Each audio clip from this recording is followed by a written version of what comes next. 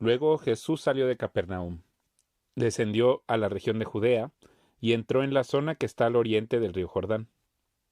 Una vez más, las multitudes lo rodearon, y él les enseñaba como de costumbre. Unos fariseos se acercaron y trataron de tenderle una trampa con la siguiente pregunta: ¿Está bien permitir que un hombre se divorcie de su esposa? Jesús les contestó con otra pregunta: ¿Qué dijo Moisés en la ley sobre el divorcio? Bueno, él lo permitió, contestaron. Dijo que un hombre puede darle a su esposa un aviso de divorcio por escrito y despedirla. Jesús les respondió: Moisés escribió ese mandamiento solo como una concesión ante la dureza del corazón de ustedes, pero desde el principio de la creación, Dios los hizo hombre y mujer. Esto explica por qué un hombre deja a su padre y a su madre y se une a su esposa y los dos se convierten en uno solo. Como ya no son dos sino uno, que nadie separe lo que Dios ha unido. Más tarde, cuando quedó a solas con sus discípulos en la casa, ellos sacaron el tema de nuevo. Él les dijo: El que se divorcia de su esposa y se casa con otra comete adulterio contra ella. Y si una mujer se divorcia de su marido y se casa con otro, comete adulterio. Cierto día, algunos padres llevaron a sus niños a Jesús para que los tocara y los bendijera, pero los discípulos regañaron a los padres por molestarlo. Cuando Jesús vio lo que sucedía, se enojó con sus discípulos y les dijo: Dejen que los niños vengan a mí, no los detengan, pues el reino de Dios pertenece a los que son como estos niños. Les digo la verdad, el que no reciba el reino de Dios como un niño, nunca entrará en él. Entonces tomó a los niños en sus brazos, y después de poner sus manos sobre la cabeza de ellos, los bendijo. Cuando Jesús estaba por emprender su camino a Jerusalén, un hombre se le acercó corriendo, se arrodilló y le preguntó: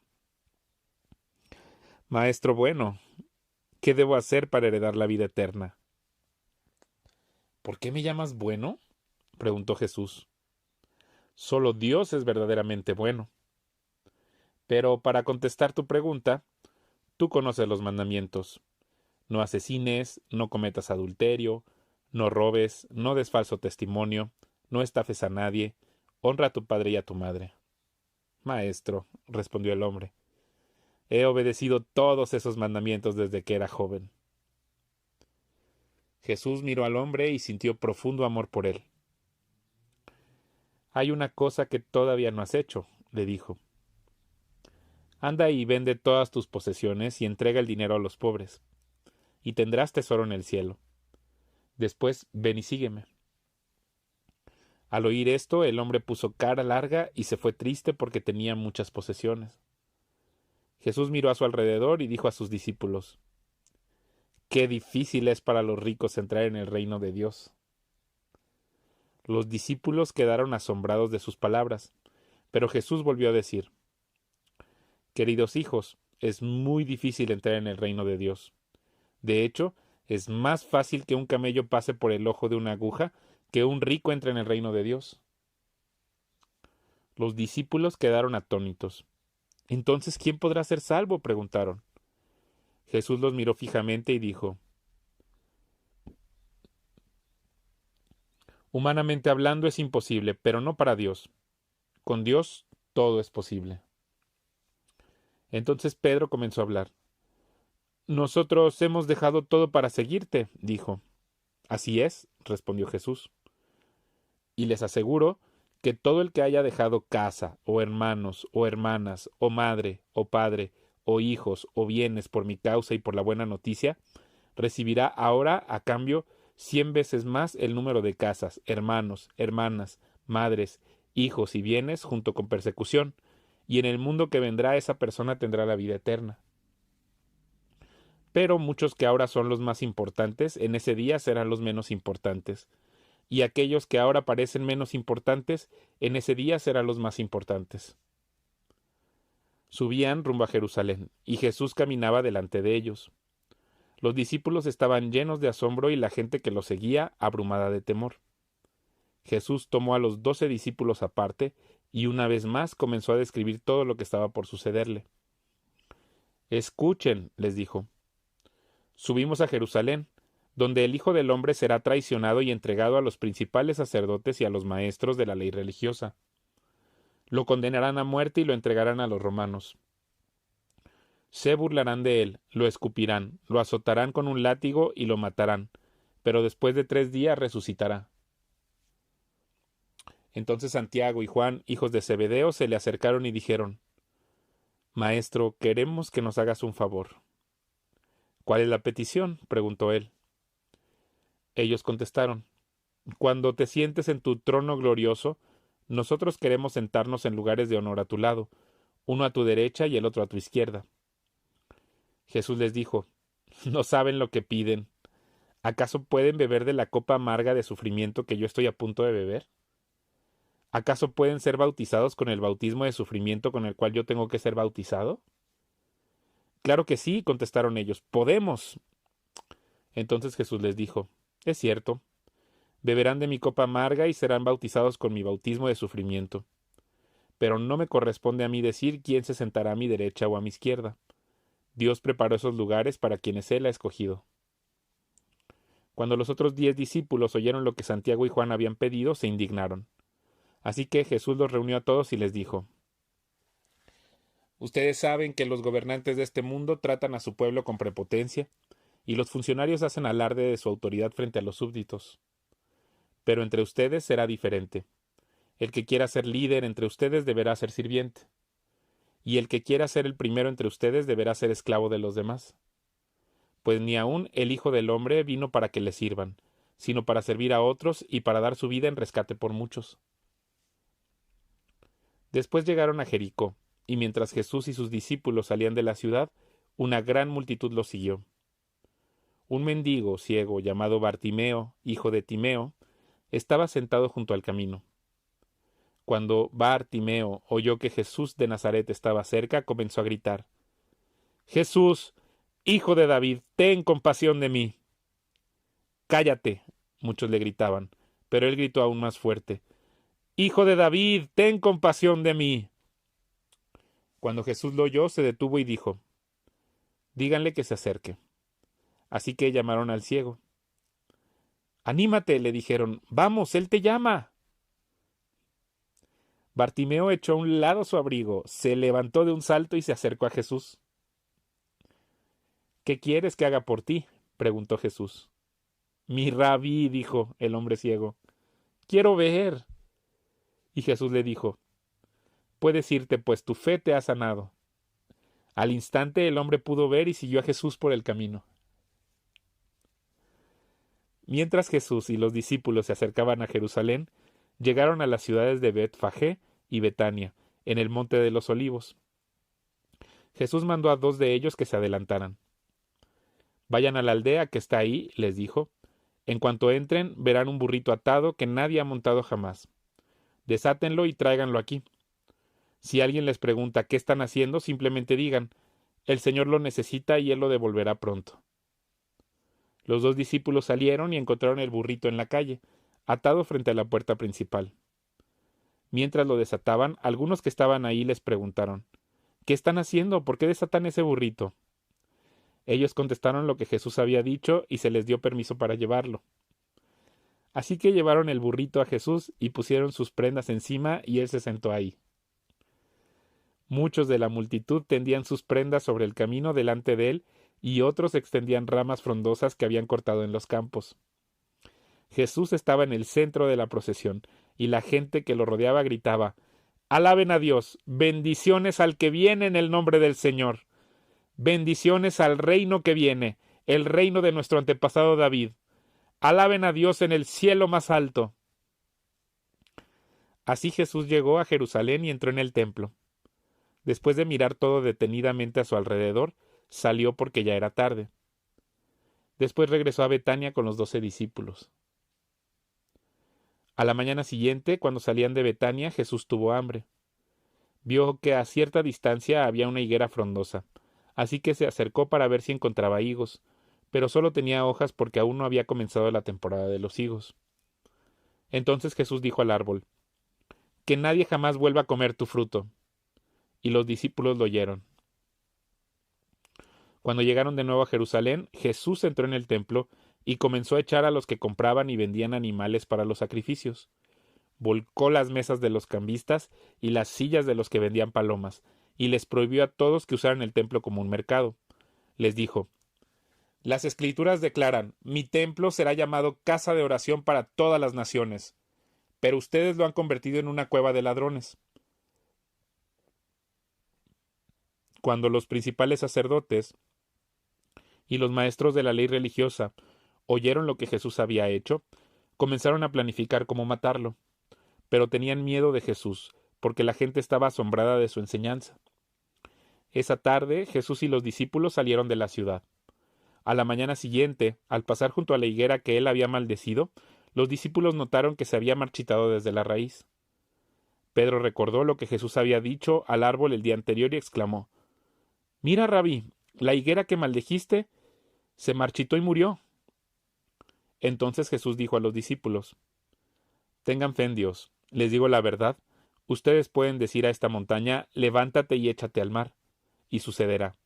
Pero deben creer de verdad que ocurrirá y no tener ninguna duda en el corazón. Les digo, ustedes pueden orar por cualquier cosa y si creen que la han recibido será suya. Cuando estén orando, primero perdonen a todo aquel contra quien guarden rencor, para que su Padre que está en el cielo también les perdone a ustedes sus pecados.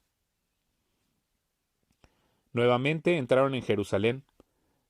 Mientras Jesús caminaba por la zona del templo, los principales sacerdotes, los maestros de la ley religiosa y los ancianos se le acercaron. ¿Con qué autoridad haces todas estas cosas?, le reclamaron. ¿Quién te dio el derecho de hacerlas? Les diré con qué autoridad hago estas cosas si me contestan una pregunta, respondió Jesús. ¿La autoridad de Juan para bautizar provenía del cielo o era meramente humana? Contéstenme. Ellos discutieron el asunto unos con otros. Si decimos que provenía del cielo, preguntará por qué nosotros no le creímos a Juan. Pero ¿nos atrevemos a decir que era meramente humana? Pues tenían temor de lo que haría la gente porque todos creían que Juan era un profeta. Entonces finalmente contestaron: No sabemos. Y Jesús respondió: Entonces yo tampoco les diré con qué autoridad hago estas cosas. Después Jesús comenzó a enseñarles con historias. Un hombre plantó un viñedo, lo cercó con un muro, cavó un hoyo para extraer el jugo de las uvas y construyó una torre de vigilancia. Luego les alquiló el viñedo a unos agricultores arrendatarios y se mudó a otro país. Llegado el tiempo de la cosecha de la uva, envió a unos de sus siervos para recoger su parte de la cosecha. Pero los agricultores agarraron al siervo, le dieron una paliza y lo mandaron de regreso con las manos vacías. Entonces el dueño envió a otro siervo, pero lo insultaron y le pegaron en la cabeza. Al próximo siervo que envió, lo mataron. Envió a otros, a unos los golpearon y a otros los mataron, hasta que le quedó solo uno, su hijo, a quien amaba profundamente. Finalmente el dueño lo envió porque pensó: sin duda respetarán a mi hijo. Los agricultores se dijeron unos a otros: aquí viene el heredero de esta propiedad, matémoslo y nos quedaremos con la propiedad. Así que lo agarraron, lo asesinaron y tiraron su cuerpo fuera del viñedo. ¿Qué creen que hará el dueño del viñedo?, preguntó Jesús. Les diré: irá y matará a esos agricultores y alquilará el viñedo a otros. ¿Nunca leyeron en las Escrituras: la piedra que los constructores rechazaron ahora se ha convertido en la piedra principal? Esto es obra del Señor, ¿y es maravilloso verlo? Los líderes religiosos querían arrestar a Jesús porque se dieron cuenta de que contaba esa historia en contra de ellos, pues ellos eran los agricultores malvados, pero tenían miedo de la multitud, así que lo dejaron y se marcharon. Después los ancianos enviaron a algunos fariseos y partidarios de Herodes para hacer que Jesús cayera en la trampa de decir algo por lo cual pudiera ser arrestado. Maestro, dijeron, sabemos lo honesto que eres. Eres imparcial y no tienes favoritismos. Enseñas con verdad el camino de Dios. Ahora dinos, ¿es correcto que paguemos impuestos al César o no? ¿Debemos o no pagarlos? Jesús se dio cuenta de su hipocresía y dijo: porque intentan atraparme. Muéstrenme una moneda romana y les diré. Cuando se la dieron les preguntó: ¿A quién pertenecen la imagen y el título grabados en la moneda? Al César, contestaron. Bien, dijo Jesús, entonces den al César lo que pertenece al César, y den a Dios lo que pertenece a Dios. Su respuesta los dejó totalmente asombrados. Después se acercaron a Jesús algunos saduceos, líderes religiosos que dicen que no hay resurrección después de la muerte. Le plantearon la siguiente pregunta. Maestro, Moisés nos dio una ley que dice que si un hombre muere y deja a una esposa sin hijos, su hermano debe casarse con la viuda y darle un hijo para que el nombre del hermano continúe. Ahora bien, supongamos que había 7 hermanos. El mayor se casó y murió sin dejar hijos. Entonces el segundo hermano se casó con la viuda, pero también murió sin dejar hijos. Luego el tercer hermano se casó con ella. Lo mismo sucedió con los 7 y aún no había hijos. Por último, la mujer también murió. Entonces dinos, ¿de quién será esposa en la resurrección? Pues los 7 estuvieron casados con ella.